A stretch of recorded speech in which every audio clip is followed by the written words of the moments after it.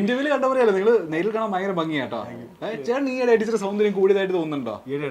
അല്ല, കല്യാണത്തിൽ കണ്ട മെലിഞ്ഞിരിക്കുന്ന പയ്യനെ കല്യാണം കഴിഞ്ഞതിന് ശേഷം പുള്ളിക്ക് അങ്ങ് സൗന്ദര്യമായിരുന്നു. അത് ശരിക്കും പറഞ്ഞാൽ പ്രശ്നം വെച്ചാലേ നമ്മൾ കല്യാണം കഴിക്കാൻ വേണ്ടി പ്ലാൻ ചെയ്ത് കല്യാണം കഴിച്ച ആൾക്കാരല്ലോ. പെട്ടെന്നൊരു പ്രശ്നങ്ങളൊക്കെ ആയിട്ട് എന്നാ വേറെ ഒരു വഴിയില്ലാതെ ഞങ്ങൾ രണ്ട് വിളിച്ചു കല്യാണം കഴിച്ച ആൾക്കാരാണല്ലോ. ആ സമയത്ത് ശരിക്കും പറഞ്ഞാല് ഞാൻ ഷൂട്ട് ചെയ്തുകൊണ്ടിരിക്കുന്ന സമയത്ത് നൈറ്റ് ഷൂട്ട് പോയിക്കൊണ്ടിരിക്കുമ്പോൾ എന്നോട് പറഞ്ഞ് വരണം എന്നും പറഞ്ഞ് വിളിക്കണേ. ആ സമയത്ത് ഞാൻ ഡെങ്കു പോസിറ്റീവായി ഹോസ്പിറ്റലിൽ കിടന്ന് എൻ്റെ ഓൾമോസ്റ്റ് ഒരു 9-10 കിലോ എനിക്ക് കുറഞ്ഞിട്ടുണ്ട്. അങ്ങനെ കുറഞ്ഞ് ഞാൻ ഇങ്ങനെ ഇരിക്കുന്ന സമയത്താണ് ഞാനിവിടെ പൊട്ടിക്കുന്ന നമ്മുടെ സൗന്ദര്യം അവിടെ ഇടി ഭയങ്കരമായിട്ട് മെലിഞ്ഞു. അത് ഞാൻ തന്നെ കണ്ടിട്ട് ശരിക്കും ഇത് തന്നെയാണോ ഞങ്ങൾ തമ്മിൽ കുറെ മാസങ്ങൾക്ക് ശേഷം അപ്പം കാണുന്നത്. അയ്യോ ഒരുപാട് ഭയങ്കര മാറ്റം. ഞാൻ ചോദിച്ചാൽ ടെൻഷൻ കൊണ്ടാണോ എന്നൊക്കെ വിചാരിച്ചു. പക്ഷെ അല്ല, പുള്ളിക്ക് സുഖമില്ലാതായി. ഹെൽത്ത് ഭയങ്കര പ്രശ്നമാണ്. പക്ഷെ അന്നൊന്നും നമ്മൾ വലിയ മാറ്റമൊന്നുമില്ല അല്ലേ? തിരിച്ചു വന്നപ്പോൾ ഏതാണ്ട് പഴയ അവസ്ഥയിൽ തന്നെ തിരിച്ചു വന്നാക്കുന്നത്. വലിയ മാറ്റം, ചെറിയൊരു തടി ഓക്കെ. എനിക്ക് തോന്നുന്നു ആ റിയാലിറ്റി ഷോ വന്നതിന് ശേഷം ബമ്പർ അടിച്ചത് നിങ്ങൾക്ക് സത്യം പറഞ്ഞു കഴിഞ്ഞാൽ അല്ലേ? നിങ്ങൾ കുറെ കൂടെ ആൾക്കാർ അറിഞ്ഞു എന്ന് മാത്രമല്ല, നിങ്ങളുടെ ജീവിതത്തിലെ കുറെ ട്വിസ്റ്റ് ആൻഡ് ടേൺസ് ഒക്കെ എല്ലാം നടന്നത്, കുറെ നല്ല കാര്യങ്ങളൊക്കെ സംഭവിച്ചത് ആ റിയാലിറ്റി ഷോ. അത് ഞാൻ പിന്നെയും വലിച്ചഴക്കുന്നില്ല. ഞാനത് പറഞ്ഞിരുന്നുള്ളൂ. ഒരു പക്ഷേ ആ റിയാലിറ്റി ഷോ ഞങ്ങൾക്ക് വേണ്ടി മാത്രം നിശ്ചയിച്ച് കാലം കരുതി വെച്ചെന്നാണെന്ന് ഞാൻ വിശ്വസിക്കാൻ ഇഷ്ടപ്പെടുന്ന ഒരാളാണ്. ഞാൻ ചോദിക്കട്ടെ, ഈ ഇത്രയും മാത്രം പ്രശ്നം വരാനുള്ള കാര്യം എന്തായിരുന്നു? ഇത് ആക്ച്വലി പറഞ്ഞ് സോൾവ് ചെയ്ത് ഐ എന്തായിരുന്നു എന്താ പ്രശ്നം ആക്ച്വലി എന്തായിരുന്നു? രണ്ട് വീട്ടുകാർ സമ്മതിക്കാനുള്ള ഒരു പ്രശ്നം തരും അത് ആണോ? റിലീജിയൻ ആയിരുന്നോ? ഓക്കെ. പിന്നെ രണ്ടുപേരും സമ്മതിക്കണമല്ലോ, രണ്ട് വീട്ടുകാരെയും കൂടെ ഒരുമിപ്പിക്കണമല്ലോ. അല്ല, ആദ്യം എല്ലാവരുടെയും പ്രശ്നം റിലീജിയൻ ആയിരിക്കും. ആ റിലീജിയൻ ഒരു പ്രശ്നമായിട്ട് വരുമ്പോഴാണ് ഇവർ ബാക്കിയുള്ള അതും ഇതും കാര്യങ്ങളൊക്കെ പറയണത്. അപ്പൊ നോർമലി എല്ലാ ഫാമിലിയും പറയുന്ന പോലെ പറഞ്ഞു, നിങ്ങൾക്ക് അങ്ങനെ ഒരുമിച്ച് ജീവിക്കാൻ പറ്റില്ല, മുന്നോട്ട് പോകാൻ പറ്റില്ല, അങ്ങനെ പറഞ്ഞു. അപ്പൊ പിന്നെ നമ്മുടെ ദൗത്യം എന്ന് പറഞ്ഞാൽ എന്താണ്? ജീവിച്ച് കാണിക്കണം എന്നുള്ളത്. അത് നമ്മുടെ നല്ല കല്യാണം കഴിക്കുന്ന എല്ലാവരുടെയും അതാണ്, നല്ല ജീവിക്കുക എന്നുള്ളതാണ്. ഞങ്ങളിപ്പോ വലിയ കുഴപ്പമില്ല. ഇപ്പൊ 3 വർഷമായി കല്യാണം കഴിഞ്ഞിട്ട് വലിയ കുഴപ്പമില്ലാതെ അവർക്ക് തോന്നി മതമല്ല മെയിൻ, ജീവിതമാണ്, അത് ജീവിക്കുന്നുണ്ട് എന്ന് തോന്നി. ഇപ്പം രണ്ട് വീട്ടുകാര്, എന്റെ വീട്ടുകാർ ആദ്യമേ അക്സെപ്റ്റ് ചെയ്തു, അതിനുശേഷം ഉള്ള വീട്ടുകാർ അക്സെപ്റ്റ് ചെയ്തു. അപ്പൊ അത്രേ ഉള്ളൂ സംഭവം. അത്രേ ഉള്ളൂ കാര്യം. ഇനി നിങ്ങളുടെ ലൈഫിൽ ഈ പറഞ്ഞ പോലെ ആ സ്റ്റേജിനും നിങ്ങളുടെ ലൈഫിലും ഭയങ്കര ട്വിസ്റ്റ് വരുത്തിയ ഒരാളുണ്ട്. ആ പുള്ളിക്കാരന്റെ പേര് പറയാതെ പോകുന്നത് ഭയങ്കര എന്താ പറയുക, ഒരു ഇൻകംപ്ലീറ്റ് ആയിരിക്കും. ഞാനും ആളാണ്. ഹരിയുടെ കാര്യം പറയാതെ പോകുന്നത് ഈ പറഞ്ഞ ഒരു ഇൻകംപ്ലീറ്റ് ആയി പോകും. എനിക്ക് തോന്നുന്നു നിങ്ങള് കട്ടക്ക് ശ്രമിച്ചിട്ടും പുള്ളിക്കാരൻ എന്ത് പറഞ്ഞിട്ടാ നമ്മളുടെ അച്ഛനെ ഫ്ലാറ്റ് ആക്കി? അത് ഞാൻ വീട്ടിൽ കേറിയില്ല. ഹരിച്ചേട്ടനും ഷോ ഡയറക്ടർ വിനീഷേട്ടനോട് പോയായിരുന്നു. വിനീഷേട്ടൻ അസോസിയേറ്റ് ഡയറക്ടർ. അപ്പോൾ അവർ രണ്ടോടെ വീട്ടിൽ കയറിയിട്ടാണ് സംസാരിച്ചു. എന്ത് സംസാരിച്ചു, എങ്ങനെ സംസാരിച്ചു എന്നറിയില്ല. ഞാൻ ചെല്ലുമ്പോൾ ഭയങ്കര ഹാപ്പി ആയിട്ട് ഇവരുടെ വീട്ടുകാർ നമ്മളെ സ്വീകരിച്ചു ഇരിക്കുന്നു. പിന്നെ അങ്ങോട്ട് ഞാൻ സോറിയൊക്കെ പറഞ്ഞു. പിന്നെ ഞങ്ങൾ ഭയങ്കര ഹാപ്പി ആയിട്ടാണ് സംസാരിച്ചത്. ഇതുവരെ ഞാൻ ഹരിച്ചനോട് ചോദിച്ചില്ല. പക്ഷെ പുള്ളി നമ്മുടെ കൂടെ ഉള്ള ഒരു ഇന്റർവ്യൂല് പറഞ്ഞത്, കോമൺ ആയിട്ട് പറഞ്ഞത്, അച്ഛൻ കുറെ കാര്യങ്ങൾ പറഞ്ഞു, പുള്ളിയും അതുപോലെ കുറെ കാര്യങ്ങൾ അങ്ങോട്ട് സംസാരിച്ചു.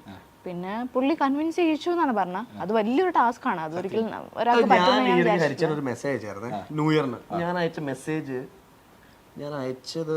ഞാനത് അപ്പൊ തോന്നി ഞാൻ അയച്ചതാണ്.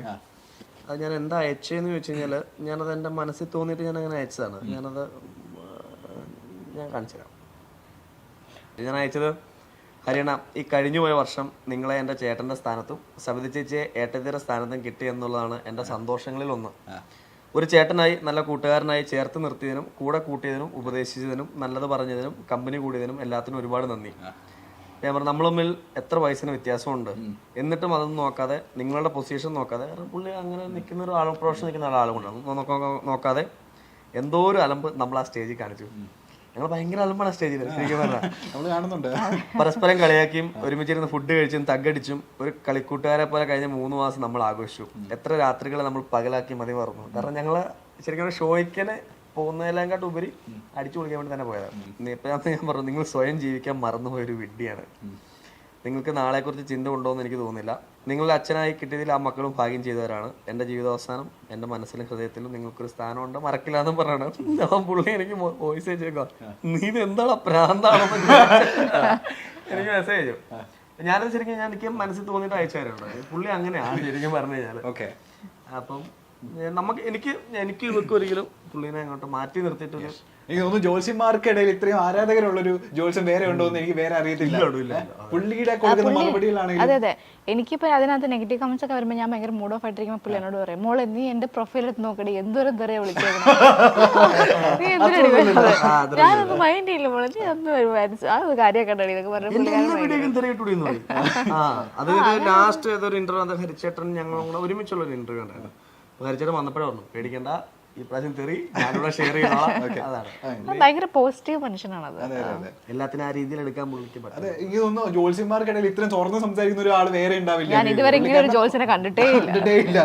എല്ലാവരും ഇപ്പൊ ഈ ജോത്സ്യം പ്രൊമോട്ട് ചെയ്യാനേ നോക്കത്തുള്ളൂ, പുള്ളിക്കാരൻ അതുപോലും നോക്കാറില്ല. അതുകൊണ്ടാണ് ഞാൻ പറഞ്ഞത് നിങ്ങൾ ജീവിക്കാൻ മറന്നുപോയ വിദ്യയാണ് ഞാൻ അങ്ങനെ തന്നെ ഞാൻ എഴുതിയിട്ടത്. കാരണം ഇപ്പോഴും ആ പഴയ വീട്ടിൽ തന്നെയാണ് താമസിക്കുന്നത്.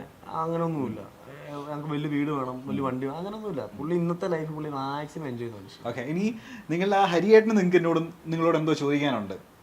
ഞങ്ങളോട് പുള്ളിക്കാരുടെ ചോദ്യം ഞാൻ അടുത്ത് പ്ലേ ചെയ്യാൻ പോകുന്നത്. പുള്ളിക്കാരന്റെ ചോദ്യത്തിന് നിങ്ങൾക്ക് എന്താ മറുപടി പറയാനുള്ളതെന്ന് വെച്ച് കഴിഞ്ഞാൽ കൊടുത്താൽ മതി. പുള്ളിക്കാരൻ പറഞ്ഞിട്ടുണ്ട് ആ ഭാഗം എനിക്ക് എന്തായാലും കട്ട് ചെയ്ത് തരണം എന്നൊക്കെ പുള്ളിക്കാരൻ നേരത്തെ പറഞ്ഞിട്ടുണ്ട്.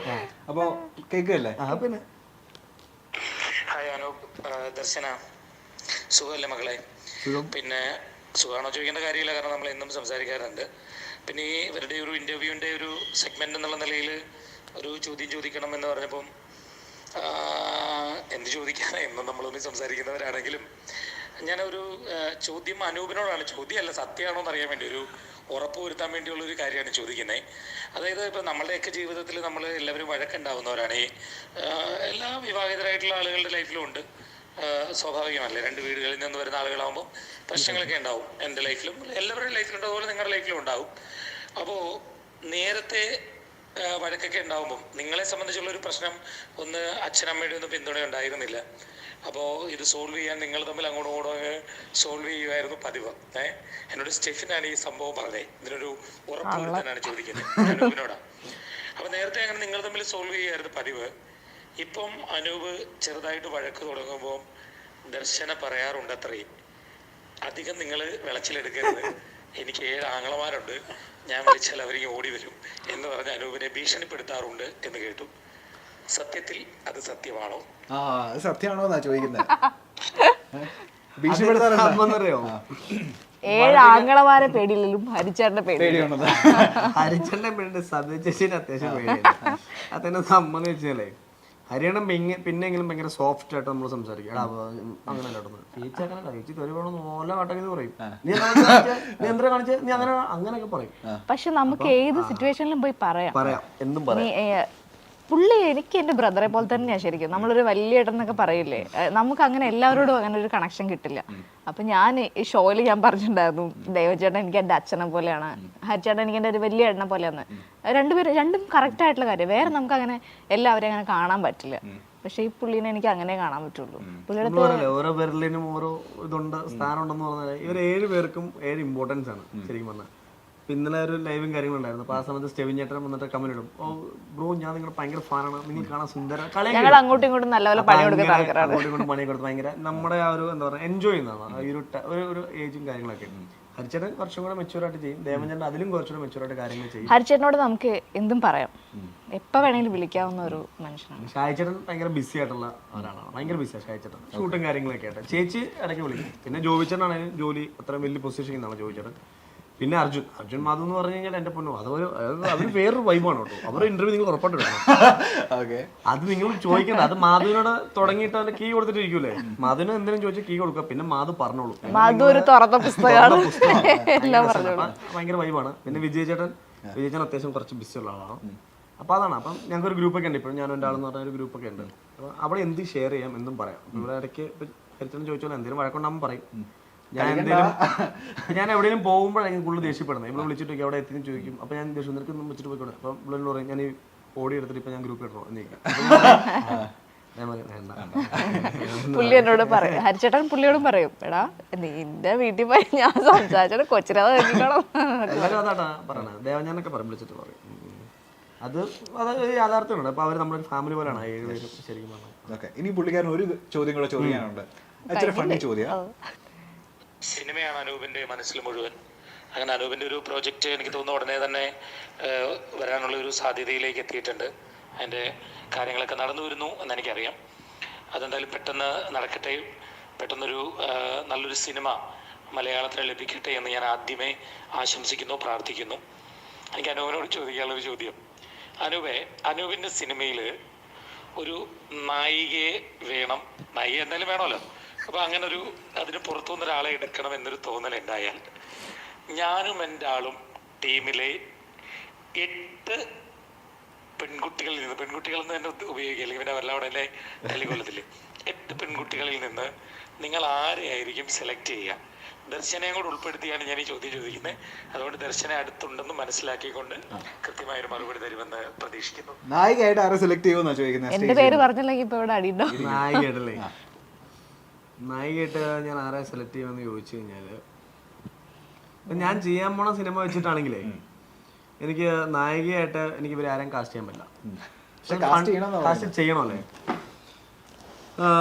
അതിനകത്ത് നായിക ഇമ്പോർട്ടൻസ് എനിക്ക് തോന്നുന്ന നായിക ശരി, ഞാനൊരു അതിനകത്തുനിന്ന് ഒരാളെ നായികയായിട്ട് സെലക്ട് ചെയ്യണമെങ്കിൽ ഞാൻ ഒരു കാര്യം ചെയ്യാം, ഞാൻ മാധുവിനെ സെലക്ട് ചെയ്യും. മാധവിനെ സെലക്ട് ചെയ്യും. എന്താ മാധവിയിൽ കണ്ട ഒരു നായിക ക്വാളിറ്റി എന്താ? അതാ, ഞാൻ അങ്ങനെയാണെങ്കിൽ മറ്റേ കിലുക്കൻ 3 എന്നൊക്കെ പറഞ്ഞ വിടാന്ന് പറഞ്ഞിരിക്കണേ. അത് ഹരിച്ചേട്ടൻ ചോദിച്ച തമാശക്കാണെങ്കിലും എനിക്കതിനകത്ത് ഞാനൊരു സിനിമ ചെയ്യുമ്പോൾ 2 പേര് വേണം.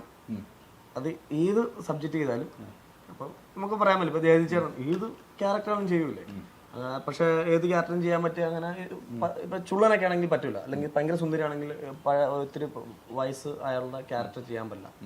അപ്പം അങ്ങനെ ഏത് സിനിമ ചെയ്താലും 2 പേർക്ക് എനിക്കൊരു ഓപ്പർച്യൂണിറ്റി കൊടുക്കണം എന്ന ആഗ്രഹമുള്ള 2 പേരാണ്. ഒന്ന് ഷാജിച്ചേൻ്റെ വൈഫ് രശ്മി ചേച്ചി, അത് ചുമ്മാ പറഞ്ഞോ, രശ്മി ചേച്ചി അസാധ്യ ആർട്ടിസ്റ്റാണ്. ഞാൻ കളയെന്ന് പറഞ്ഞ അവരൊരു ഷോർട്ട് ഫിലിം കിട്ടും, ഭയങ്കര പെർഫോമൻസ്. പിന്നെ ദേവൻ ചേട്ടൻ ശരിക്കും പറഞ്ഞാൽ പുള്ളിക്ക് അപ്പൊ എല്ലാരും പറയുന്നത് ഈ റിയാലിറ്റി ഷോ പുള്ളി ഇങ്ങനെ ആദ്യമായിട്ടാണ് പുള്ളിക്ക് ഇങ്ങനെ സ്റ്റേജ് ഒന്നുമില്ല. പുള്ളി എക്സ്പ്ലോർ ചെയ്യുന്ന പോലെ ഒന്നും എനിക്ക് തോന്നുന്നില്ല വേറെ ആരും എക്സ്പ്ലോർ ചെയ്തിട്ടില്ല. പുള്ളിക്ക് സിനിമയെ പറ്റി അറിയാം, പുള്ളി ഒരുപാട് സിനിമ കാണുന്ന ആളാണ്, ഒരുപാട് പുസ്തകങ്ങൾ വായിക്കുന്ന ആളാണ്. പുള്ളി എഴുതും നന്നായിട്ട്, അടിപൊളിയായിട്ട് എഴുതും. അപ്പൊ ആർട്ടിസ്റ്റ് എന്ന് പറയുമ്പോൾ ഭയങ്കര ഒബ്സർവേഷൻ ആണ്. ഞാൻ എന്തുകൊണ്ട് ദേവഞ്ജന കാഴ്ച വെച്ചാൽ ഭയങ്കര ഒബ്സർവേഷനാണ്. നമ്മൾ 100 പേര് നിന്നിട്ട് കൂട്ടമായിട്ട് എന്നിട്ട് എന്തെങ്കിലും ഒരു കാര്യം പറഞ്ഞാലും ദേവൻ ചേട്ടൻ എല്ലാവരുടെയും കാര്യങ്ങൾ ഇങ്ങനെ മൈന്യൂട്ടായിട്ട് ശ്രദ്ധിച്ചിട്ട് പുള്ളി പിന്നെ നമ്മളെടുത്ത് പറയും ആ കാണിച്ചത് ശരിയായില്ല, അല്ലെങ്കിൽ അത് കൊള്ളാമായിരുന്നു എന്ന് പറയും. അപ്രീഷിയേറ്റ് ചെയ്യുന്നതിനൊപ്പം തന്നെ വിമർശിക്കും. അങ്ങനെയുള്ള ഒരാൾ ഭയങ്കര ക്വാളിറ്റിയാണ്. രശ്മി ചേച്ചിയും ദേവഞ്ജനയാണ്. ഞാൻ ഇടയ്ക്ക് ഷായിച്ചനോട് ഇങ്ങനെ ഇൻഡയറക്റ്റായിട്ട് ഇങ്ങനെ പറയും, നിങ്ങളെക്കാട്ടും നല്ല ആർട്ടിസ്റ്റ് രശ്മി ചേച്ചിയാണ്. ഞാൻ ഷായിച്ചൻ്റെ കോമഡി അങ്ങനെ കണ്ടിട്ടുള്ളൂ. നമ്മളുടെ ഈ പ്രൊജക്ടിന്റെ കാര്യം പറഞ്ഞപ്പോ എപ്പോഴത്തേക്ക് ഇത് റിലീസ് ഞാൻ എന്റെ മെയിൻ പ്രൊജക്ട് ശരിക്കും പറഞ്ഞാൽ ഞാൻ ഒരു മെയ് കഴിയുമ്പോഴത്തേക്ക് തുടങ്ങും. പക്ഷെ അതിന് മുമ്പ് ഞാനൊരു പ്രൊജക്ട് ചെയ്യുന്നുണ്ട്. ഞാനും എന്റെ ആളും കഴിഞ്ഞ സമയത്ത് ഓണായി വന്ന ഒരു പ്രൊജക്റ്റാണ്. ഒരു 4-5 കൊല്ലം മുമ്പ് ചെയ്യണമെന്ന് ആഗ്രഹിച്ച് വെച്ചിട്ട് പിന്നെ വേണ്ടാന്നും പറഞ്ഞ് വിട്ടത് വീണ്ടും അങ്ങനെ കറങ്ങി തിരിഞ്ഞ് അങ്ങനെ വന്നു. ദർശനം അതില് ചെറിയൊരു പാട്ടില് ചെറിയൊരു പാട്ട് കൊടുത്തില്ല, മോശമല്ലേ? വില്ലത്തി വേഷത്തിലൂടെ പ്രേക്ഷകർക്ക് വളരെ സുപരിചിതയായ താരമാണ് ദർശന. മൗനരാഗം എന്ന സീരിയലിലെ വില്ലത്തിയായിട്ടാണ് ദർശന ഇന്നും മലയാളികളുടെ മനസ്സിലുള്ളത്. അഭിനയിച്ചുകൊണ്ടിരുന്ന സീരിയലിലെ അസോസിയേറ്റ് ഡയറക്ടറായ അനൂപിനെയാണ് ദർശന വിവാഹം കഴിച്ചത്. വീട്ടുകാരുടെ എതിർപ്പ് വകവയ്ക്കാതെ അനൂപിനൊപ്പം ഇറങ്ങിപ്പോവുകയായിരുന്നു ദർശന. 2019 ഇരുവരും വിവാഹം കഴിച്ചത്. രഹസ്യമായിട്ടായിരുന്നു വിവാഹം. വിവാഹശേഷം വീട്ടുകാർ ദർശനയുമായി അകൽച്ചയിലായി. അതിനുശേഷം ഞാനും എൻ്റെ ആളും എന്ന റിയാലിറ്റി ഷോയിൽ ദർശനയും ഭർത്താവും പങ്കെടുത്തിരുന്നു. ആ സമയത്താണ് ഈ വിവാഹത്തെക്കുറിച്ചും വീട്ടുകാർ സഹകരിക്കുന്നില്ല തുടങ്ങിയ കാര്യങ്ങളൊക്കെ പ്രേക്ഷകർ അറിയുന്നത്. ഇതിനിടയിൽ ഷോയിൽ ദർശനയുടെ മാതാപിതാക്കൾ എത്തിയതും ശ്രദ്ധ നേടി. മകളുടെ തീരുമാനം കുടുംബത്തിനുണ്ടാക്കിയ വിഷമം ദർശനയുടെ പിതാവ് ഷോയിൽ തുറന്നു പറഞ്ഞിരുന്നു. ഷോ തുടങ്ങിയപ്പോൾ മുതൽ ദർശനയോട് അച്ഛനെയും അമ്മയും കൊണ്ടുവരാൻ പറയുന്നുണ്ട്, നടക്കില്ലെന്ന് പറഞ്ഞു. ജോൾസൻ ഹരി പത്തനാപുരമാണ് അതിൽ ഏറ്റവും കൂടുതൽ ഇനിഷ്യേറ്റീവ് എടുത്തത്. ഞങ്ങളുടെ ഇടയിൽ നിന്ന് സംസാരിക്കാൻ ആരുമില്ലായിരുന്നു. തന്നെ പോയി സംസാരിച്ചാൽ അത് ശരിയുമാവില്ല. ഹരിച്ചേട്ടനാണ് അച്ഛനോടും അമ്മയോടും സംസാരിക്കുന്നത്. ഹരിച്ചേട്ടൻ എന്നെ ഒരു ദിവസം വിളിച്ചു, പെട്ടെന്ന് വരണമെന്ന് പറഞ്ഞു. അങ്ങനെ ഞാൻ അവിടെ ചെന്നു. പ്രോഗ്രാം പ്രൊഡ്യൂസർ വിനീഷ് അവിടെയുണ്ട്. നീ ഒന്നും മിണ്ടണ്ട, വന്നാൽ മതിയെന്ന് പറഞ്ഞ ഹരിച്ചേട്ടൻ എന്നെയും കയറ്റി ദർശനയുടെ വീട്ടിൽ പോയി. ഹരിച്ചേട്ടനും വിനീഷ് ചേട്ടനും നേരെ പോയി അച്ഛനോട് സംസാരിച്ചു. ഞാൻ വണ്ടിയിൽ ഇരിക്കുകയാണ്. അവർ വിശദമായി സംസാരിച്ച ശേഷമാണ് ഞാൻ ചെല്ലുന്നത്. അച്ഛനും അമ്മയും ചേച്ചിമാരുടെ മക്കളും ഒക്കെയുണ്ട്. അങ്ങനെ അവർ സന്തോഷത്തോടെ സ്വീകരിച്ചു. പ്രോഗ്രാമിൽ നിങ്ങളും വരണമെന്ന് ഹരിച്ചേട്ടൻ പറഞ്ഞു. തീരുവാണെങ്കിൽ തീരട്ടെ എന്ന് പറഞ്ഞാണ് അവർ ഷോയിൽ വരുന്നത്. ഹരിച്ചേട്ടൻ ചെയ്തത് വലിയ കാര്യമാണെന്നും തന്റെ അച്ഛനെ സമ്മതിപ്പിക്കുക എളുപ്പമല്ല എന്നും ദർശനയും പറയുന്നു. നേരത്തെ ദർശനയുടെ പിതാവ് ഷോയിൽ പറഞ്ഞ വാക്കുകൾ ചർച്ചയായിരുന്നു. മകളുടെ ഇഷ്ടം പറഞ്ഞപ്പോൾ 20 ദിവസം തരണമെന്ന് ഞാൻ പറഞ്ഞതാണ്. അത് തന്നിരുന്നെങ്കിൽ നാട്ടുകാരുടെ മുന്നിൽ ഞാൻ നാണം കെടില്ലായിരുന്നു. അവരങ്ങനെ വാശി പിടിച്ചതുകൊണ്ട് എനിക്കും വാശിയായി. അച്ഛന് മോശമുണ്ടാകുന്ന രീതിയിൽ ഞാൻ പെരുമാറില്ലെന്ന് പറഞ്ഞിരുന്നു. എന്നാൽ സംഭവിച്ചത് അങ്ങനെയല്ല. പറഞ്ഞ വാക്ക് തെറ്റിച്ചെന്നും ദർശനയുടെ അച്ഛൻ പറഞ്ഞു. വിവാഹശേഷം ഗർഭിണിയായപ്പോൾ മാതാപിതാക്കളുടെ സാമീപ്യം ലഭിക്കാത്തതിനെ കുറിച്ച് ദർശന ഷോയിൽ സംസാരിച്ചിരുന്നു. ഇന്ന് തന്റെ കുഞ്ഞിന് അവരുടെ സ്നേഹം ലഭിക്കുന്നതിൽ സന്തോഷമുണ്ടെന്നും ദർശനയും അനൂപും പറയുന്നു.